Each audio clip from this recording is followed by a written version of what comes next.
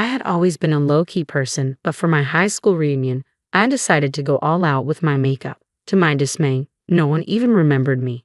"Excuse me, who are you?" Jennifer asked. She had been dabbling in amateur modeling since our school days. "Wow, you're so caked up I could even recognize you." Incredibly, Jennifer splashed her cup of water on my face. With my makeup ruined, I suddenly felt exposed, as if a spell had been broken. Just then, I heard murmurs from my classmates.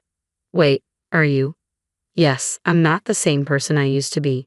My name is Sarah, a 20-year-old literature student at a private university. While many college girls are into fashion, I've never had an interest in it. I'm still that low-key person.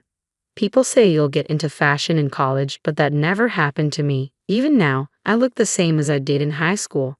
I only tuck my hair behind my ears when eating. Otherwise, my face remains mostly hidden, and that's fine by me. Being inconspicuous, almost like air, suits me perfectly. I've loved reading since I was a kid. In elementary school, while everyone else ran to the playground, I headed to the library. I can't remember if I loved books first or if I went to the library to fill a lonely void. But I definitely love reading. Inside books, there's a world that I don't know about. Books add color to my otherwise monotonous life. Reading was my only hobby, especially since I wasn't good at sports or socializing. In high school, reading alone wasn't enough, so I started writing novels. I would hide behind my long hair and secretly observe people for story ideas. In my world, exciting things were always happening, things I would never experience. Just like reading books, observing the real world was fascinating. "Sarah, tuck your hair behind your ears. No one can talk to you if they can't see your face." Well, I guess I'm the only one who would. Jennifer, who was way out of my league, would occasionally come over to my desk to talk. She was an amateur model known as the rich high schooler. I never understood why Jennifer picked on me, but she wasn't bullying me, just teasing. She was indeed pretty and wore high-end brands, but she never became material for my novels, so I ignored her. My hobby of writing novels, which began in high school, continues to this day, and I even post my works online. One day after college, I dashed off to a publishing house in Boston. The scenery from this unusual train ride seemed more vivid than ever.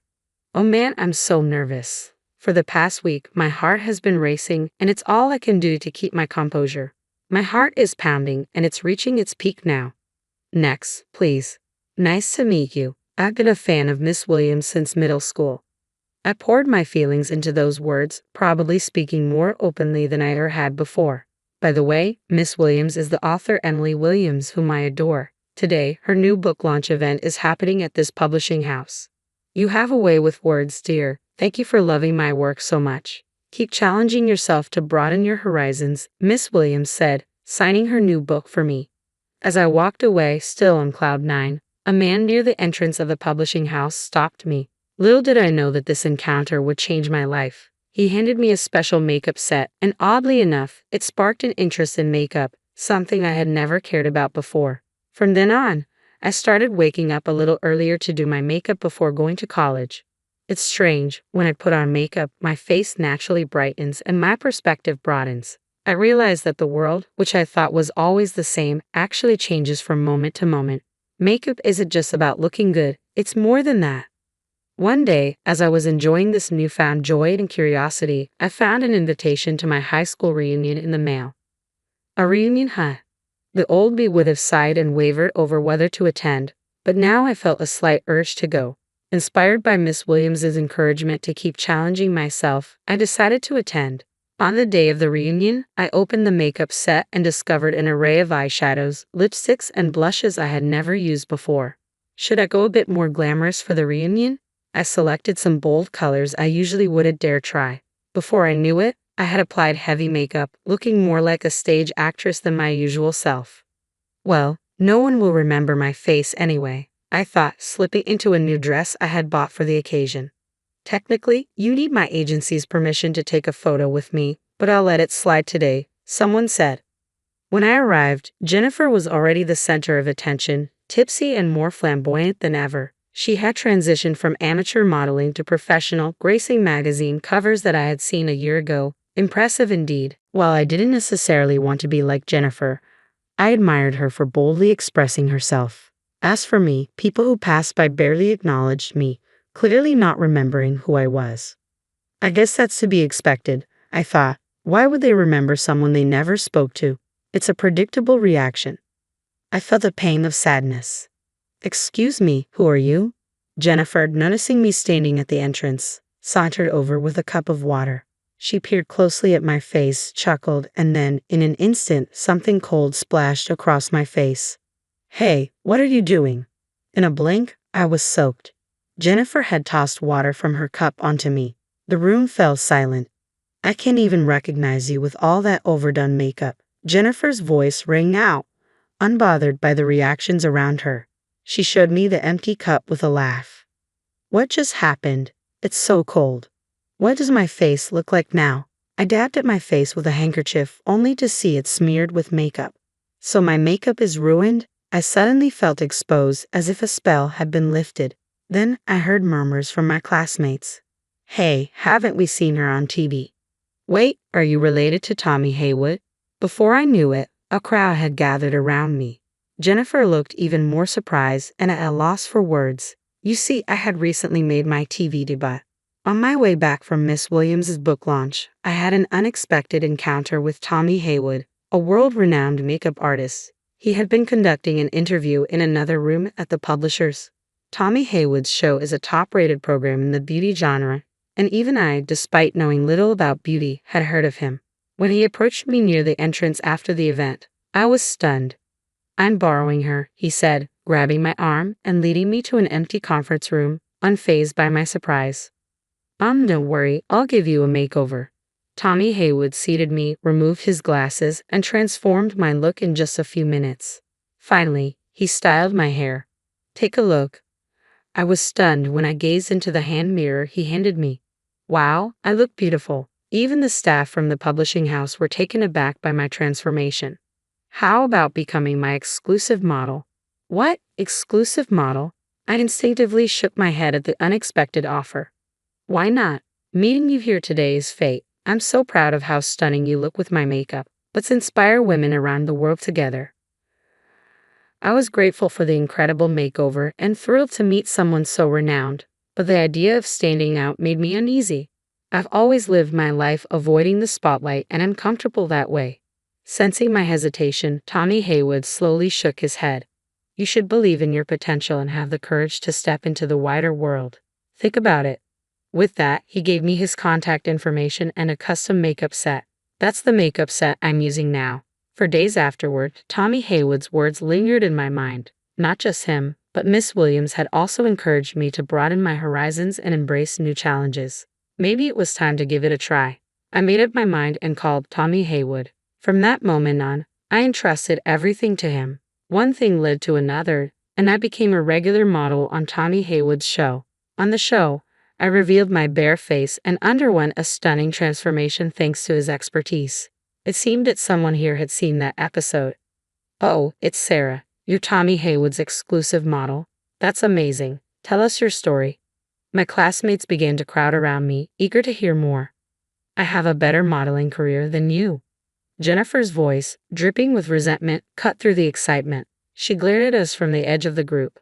My classmates who had witnessed Jennifer splash water on me exchanged looks of disdain. You should thank me. I'm the one who took off your overdone makeup so people could actually recognize you. Jennifer showed no sign of remorse. That's when Robert, the class heartthrob, stepped in front of her, brandishing his phone. Jennifer, you're so predictable. Most of your Instagram photos are stock images, aren't they? What are you talking about, Robert? That's not true. Well, the American store you posted about recently has been under renovation for months, and someone saw you in Boston just a few hours before you claimed to be in Paris. Robert continued to press Jennifer, who was visibly flustered. You're not actually getting any modeling gigs, are you? That's really mean. Jennifer, clearly shaken, couldn't handle the cold stares from our classmates and stormed out of the room. Lies have a way of catching up to you, one classmate murmured. Later, I heard that many classmates had been following Jennifer's Instagram and were growing weary of her fake posts. Sarah, you dropped this earlier. Robert handed me Miss Williams's book, which had fallen out of my bag when Jennifer splashed water on me. Thank you. After that, I ended up talking more with my classmates than I had in all 3 years of high school. Engaging with the people around me wasn't as difficult as I had imagined. Everyone has their own thoughts, ways of living, and uncertainties. I knew this, of course, but hearing it firsthand was different from reading about it in a book. I'm glad I attended the reunion and truly grateful I found the courage to go. As for Jennifer, I heard she was let go from her modeling agency. A video of her splashing water on me at the reunion had gone viral, leading to a public backlash. Social media can be unforgiving. While I questioned the person who posted the video, I hope Jennifer learns to live authentically and without deception. 3 years have passed since then. Sarah, could you come over now? The call led me back to the publishing house where 3 years ago I first met Tommy Haywood and spoke with Miss Williams. That day, in this very place, my life changed dramatically. Lost in thought, I heard a voice behind me. Are you Miss Sarah, the writer? Yes, that's me. Your novel is going to be published. You're making your debut as a novelist. Really? I was so surprised that I kept asking for confirmation. Since gaining confidence, I had been submitting my novels to the publishing house. One of them had caught the attention of the higher-ups, and now it's going to be a book. From now on, you'll be a beauty expert and a writer. You'll be quite busy. We'll schedule a meeting for next week. Looking forward to working with you, Miss Sarah. Likewise, thank you. Being called a writer still feels a bit surreal. Will I ever get used to it? Probably not. I remind myself never to forget where I started. As I stepped outside, the warm glow of the sunset wrapped around me. The building housing the publishing company was also bathed in the colors of the setting sun. This place holds a special significance for me. I'm grateful I took that courageous step back then. Otherwise, I might still be hiding behind my hair, confined to a limited world. I wouldn't have been able to witness this beautiful view or be part of the exciting things unfolding around me. Books remain my cherished companions, but now I want to write stories that inspire those who, like me, need a bit of courage. Facing the setting sun, I made that resolution. Good morning. Good morning. I hope we find a great venue today. Yeah. Today, I'm out venue hunting for a wedding with the man who recently proposed to me, Robert, whom I reconnected with at the reunion 3 years ago. He's the one who picked up the book I had dropped. Since then, we've stayed in touch and discovered a shared love for reading, especially Miss Williams's books. Robert, once the class heartthrob, turned out to be someone I truly connect with. Being with him makes my heart race, the world around me seems brighter, and I feel completely at ease. New emotions are stirring within me. Found another idea for a novel, haven't you? Robert teased, peering at me with a knowing smile. You noticed? Come on, let's focus on today. No work talk. Our wedding is our own special story. Let's not turn it into a novel. Oh, come on, let's share our happiness. Our laughter echoed in the air as we walked hand in hand into the pristine wedding venue.